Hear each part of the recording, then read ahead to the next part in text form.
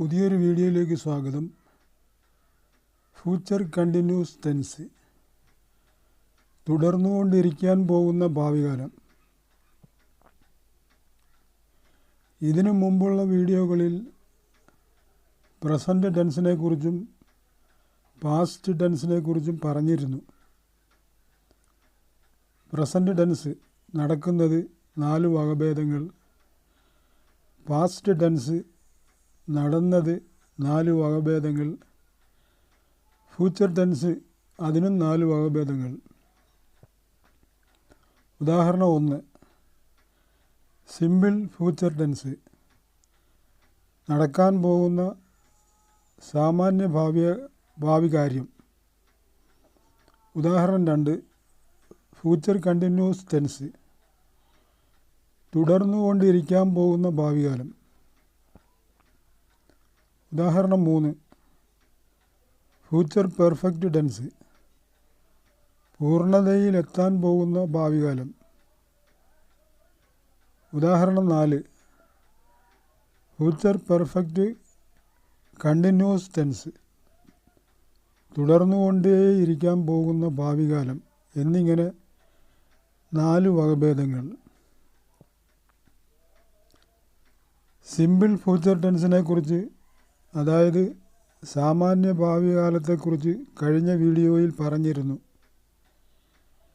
ഇന്ന് future continuous ടെൻസിനെ കുറിച്ചാണ് video.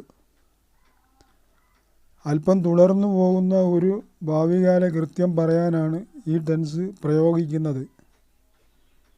ഉദാഹരണം നോക്കുക.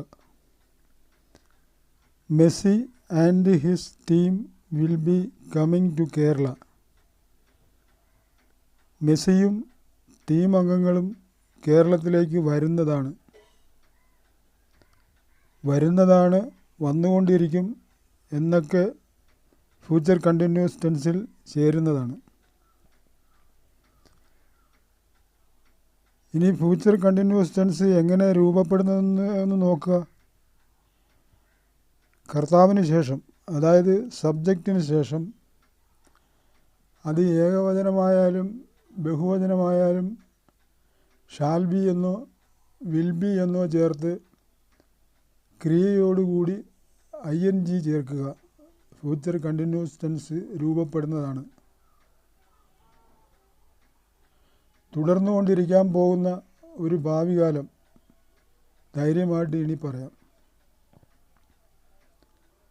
ഫ്യൂച്ചർ ടെൻസിലെ എല്ലാ പ്രയോഗങ്ങളിലും പൊതുവായി ശ്രദ്ധിക്കാനുള്ള ഒരു കാര്യം, I എന്ന സബ്ജക്റ്റും വി എന്ന സബ്ജക്റ്റും വരുമ്പോൾ വില്ല് ചേർന്നാൽ അത് ഉറപ്പായ ഒരു പ്രസ്താവനയാകും.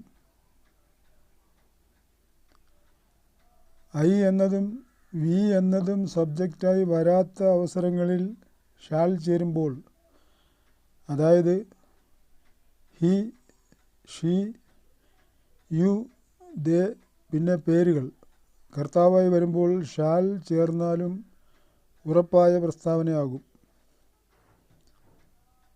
ഫ്യൂച്ചർ കണ്ടിന്യൂസ് ടെൻസിൽ ഷാൽ ബിയും വിൽ ബിയും വരുമ്പോൾ അർത്ഥവ്യത്യാസം ശ്രദ്ധിക്കുക. ഉദാഹരണം 1, I shall be going to see Messi's match. ഞാൻ മെസ്സിയുടെ മാച്ച് കാണാൻ പോകുന്നതാണ്.